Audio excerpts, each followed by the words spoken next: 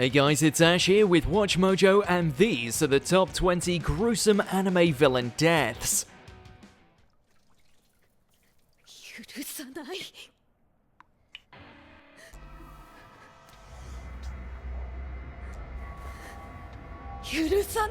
For this list, we'll be looking at the nastiest ways anime antagonists have met their maker. Number 20. The Deep Sea King, One Punch Man. There's brutal, there's merciless, and then there's just plain disrespectful. Kanjiru, takusan no kehai yo. Asoko kara kanjiru. Unfortunately for the Deep Sea King, his final moments lean towards the latter.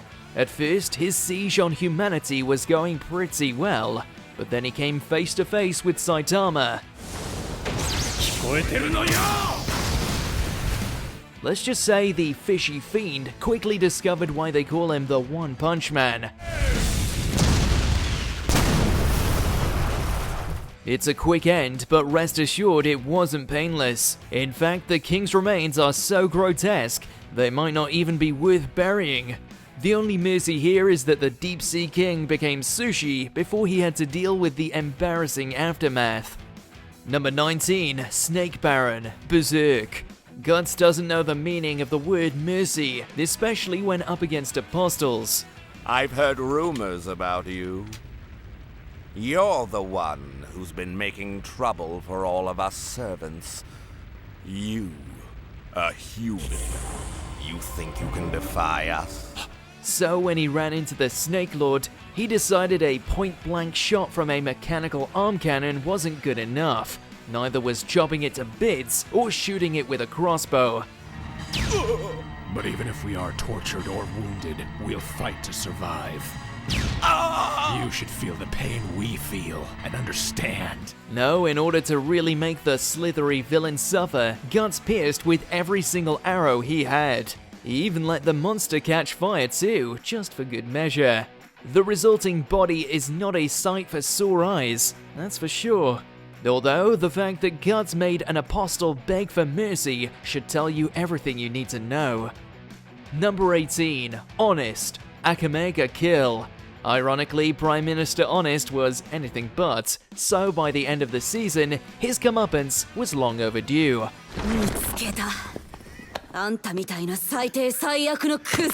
But it was all worth it to see Leon finally get some vengeance. Clearly, she was the right one for the job, since not even a few gunshot wounds stopped her from turning Honest's skull into a bloody meatball.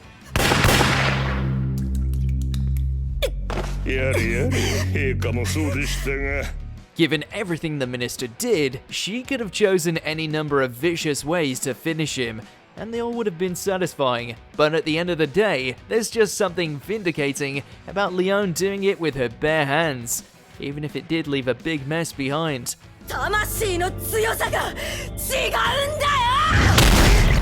Number 17. Kurokawa, Sabikui Bisco. As if his initial death wasn't bad enough, Kurokawa decided to come back for round 2, and it went about as well as his first. After all, it's saying something when an arrow to the face isn't even the most painful part. No, in a cruel twist of fate, Kurokawa survives just long enough to see his Tetsujin body be overwhelmed by rust-eaten mushrooms. From there, all he can do is wait and scream as he's squashed like the bug he is. If Kurokawa's first 2 deaths are any indication, it's probably best if he just stays down this time. Number 16. Gabriel Miller, Sword Art Online. As everyone knows, if you die in the game, you die in real life. But somehow Miller missed that memo.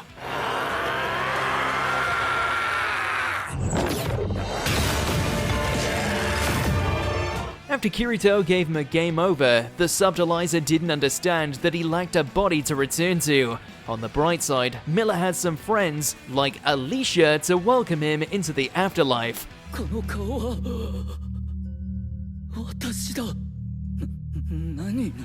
The downside is that he's the one who murdered them in the first place, and they all hold a grudge. The last we see of Miller, he's being dragged below underworld by the spirits of everyone he's wronged. Talk about being haunted by your past. Number 15, Kycilia Zabi, Mobile Suit Gundam. He no longer lives up to the name of the Red Comet. As far as dramatic ends go, decapitation via bazooka is pretty high on the list. In fact, it's so high, the word overkill doesn't even come close to describing it. But that's just Char Aznable for you. All season long, he made it clear he was going to exterminate the Zabi family, or die trying. Garma, I'm sending your sister to join you.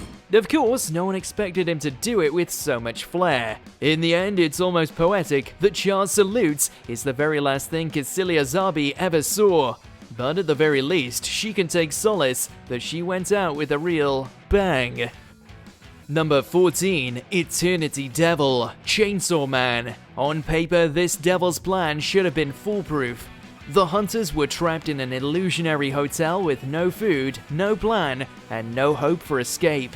The only issue, the omnipotent Eternity Devil still felt pain.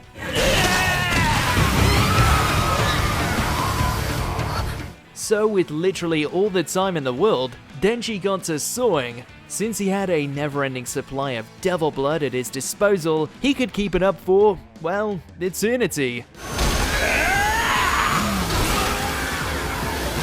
Luckily, Denji didn't have to wait that long. Despite the devil's name, it only ended up lasting 3 days. By then, the Eternity Devil was just happy to be put out of its misery.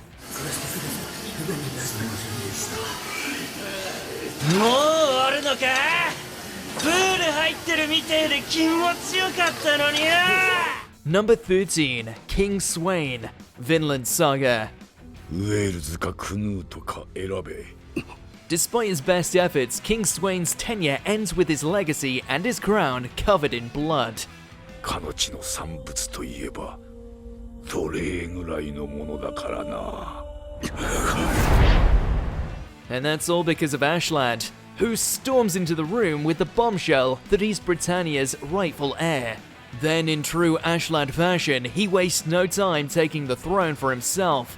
There's a quick slice of a sword, and just like that, the former king's head is now rolling on the ground.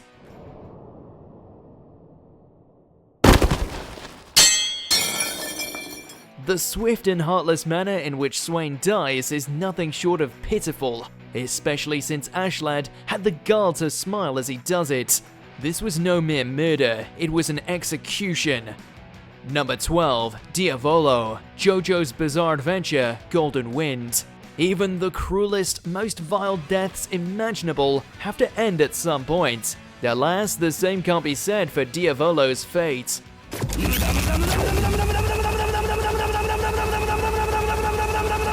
He can be hit by a car, die in excruciating agony, and then immediately wake up to do it all over again. Rinse and repeat for all of eternity.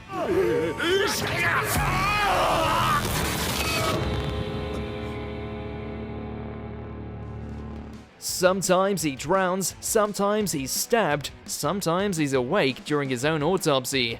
But no matter what, Diavolo always suffers. That's what he gets for thinking he could challenge Gold Experience Requiem.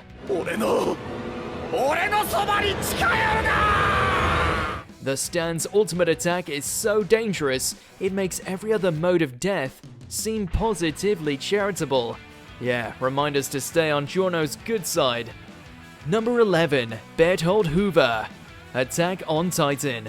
They say the bigger they are, the harder they fall. But in the case of Berthold's death, he'd already been cut down to size.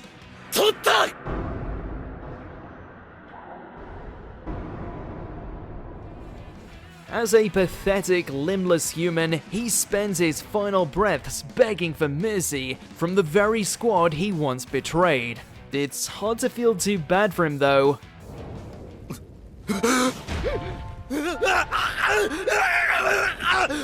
On the contrary, it's somewhat poetic that he's devoured by the same titans he tried to let loose on Paradis.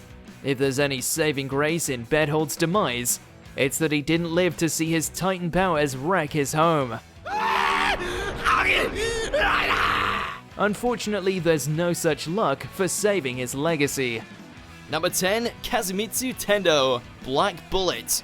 Revenge is a dish best served bloody. After it's revealed that the one who caused a string of recent disasters surrounding the Gastria was none other than her own brother, Kisara decides to put an end to his political career in typical Tendo clan fashion.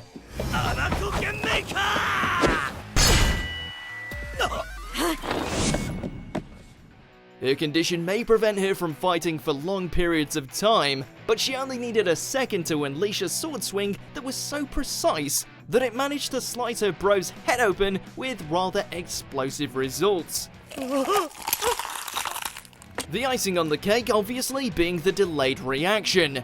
Wonder what was running through this guy's head before he realized it was about to split open. Number 9, Eok Kujan, Mobile Suit Gundam, Iron-Blooded Orphans. There may have been other members of Gjallarhorn who were more deserving of receiving a crushing death, but there's no denying watching this melodramatic and somewhat pathetic noble get his comeuppance was wholly gratifying. じゃあ足引っ張んないでね。お前、これ終わっても担いで逃げてやんねえからな。Turns out his own paper-thin attempt to avenge his troops ended up landing him right at death's door, when a wounded Akihiro decided to get his own revenge for all those Tekkadan had lost.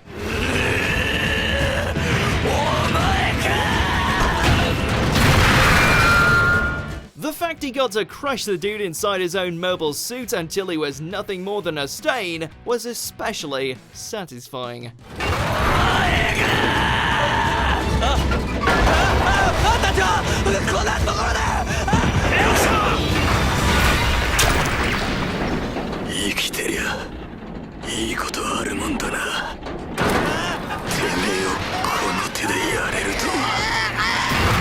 Number 8, Gusung Sho, Psychopath. He may have been Makishima's right-hand man, but it appears that wasn't enough to entitle this guy to an epic death like his boss. Instead, he once again served as a reminder of just how devastating the power of a dominator can be. こいつを世間に公表すればこの国はおしまいだ。今度こそ本当の暴動が起きる。もう誰にも止められない。対象の脅威判定が更新されました。 His ideals regarding the destruction of the Sibyl system may have been absolute, and he was certainly no slouch on the draw, but none of that did him much good when his head ended up exploding in a visceral display of gore. You know what? It pays to be an enforcer. Number 7, Junko Enoshima, Danganronpa the Animation. Guess it only makes sense that someone who spent so much time setting up elaborate killing games would save the craziest execution for herself. 最高じゃない。これが絶望なのね。2年も前からこの学園に乗り込み、綿密な計画を練り上げていって。After being exposed to having her precious despair fail in the face of her victim's combined hope, Junko decides now would be a great time to jump on the crazy train and end her own life via the ultimate execution. では、張り切っていきましょう。お仕置きタイム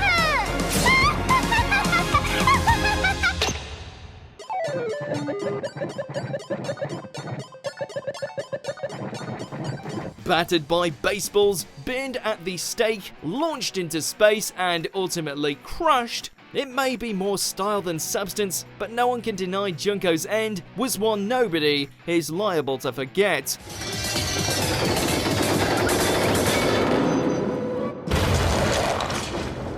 Number 6, Clementine, Overlord. A mercenary with a nasty habit of collecting the medals of her slain victims, often in the most brutal of ways imaginable, it was only a matter of time before this femme fatale messed with the wrong adventurer.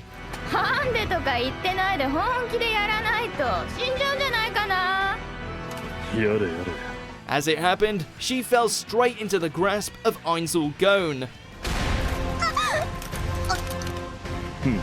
なるほど。こんな武器はユグドラシルにはなかったな。 As payback for slaughtering his temporary companions, Bone Daddy decides the most suitable way for her to leap off the mortal coil would be to get slowly crushed to death via a rather beastly embrace.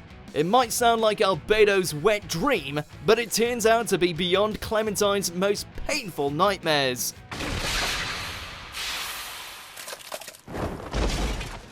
Number 5. ZORIN BLITZ, Hellsing Ultimate. By no means the traditional way of killing a vampire, but we can't deny its effectiveness.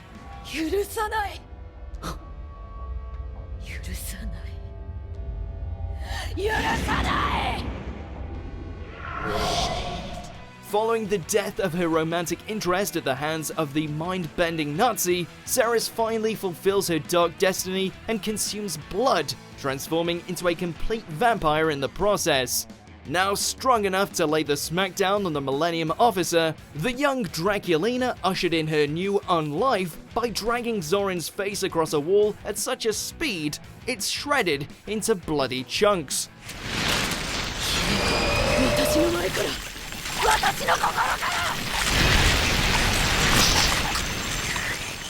Alucard would be proud.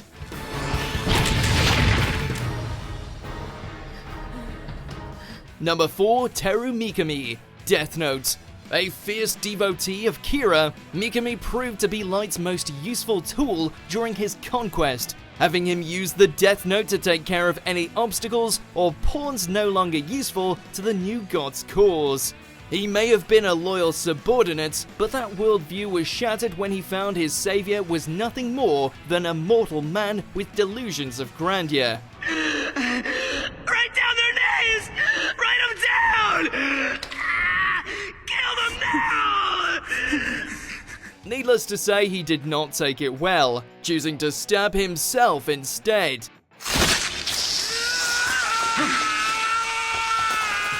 Live by the pen, die by the pen. Quick! Stop the bleeding! It's already too late. You'll be dead in a few seconds. Number 3. GHIACCIO, JoJo's Bizarre Adventure Golden Wind. Forever volatile and well-skilled in ice skating, this frosty member of the Hitman team might have ended up suffering the most painful end out of the lot of them.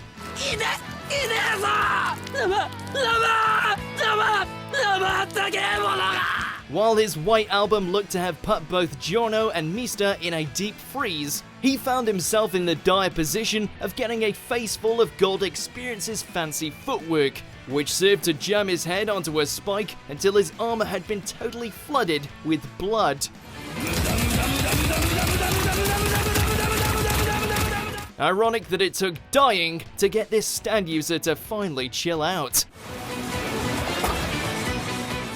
Number 2, Pito, Hunter x Hunter. Royal Guard, Chimera Ant, Kite Killer. This was one bad kitty. Thankfully, it's nothing a little Nen-powered fist to the cranium can't solve.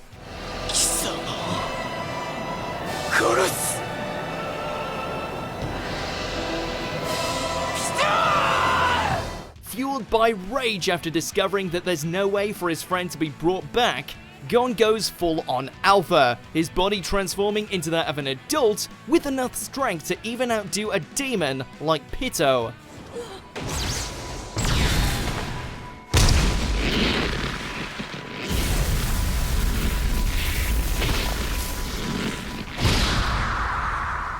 While a single punch is enough to incapacitate him, Gon made doubly sure to waste all of the cat's 9 lives, dropping enough Jajanken until the ant's head was reduced to a blue mulch.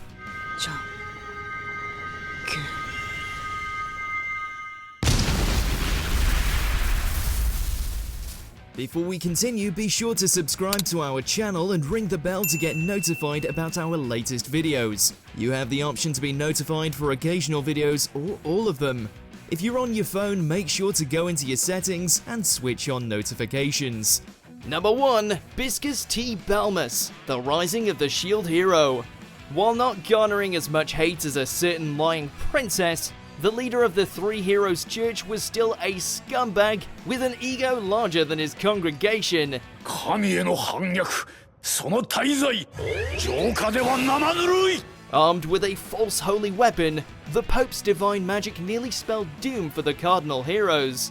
He may have been convinced his faith was strong enough to best the so-called Devil of the Shield, but that was proven to be just another part of his hubris when Naofumi unloaded a blood sacrifice on him.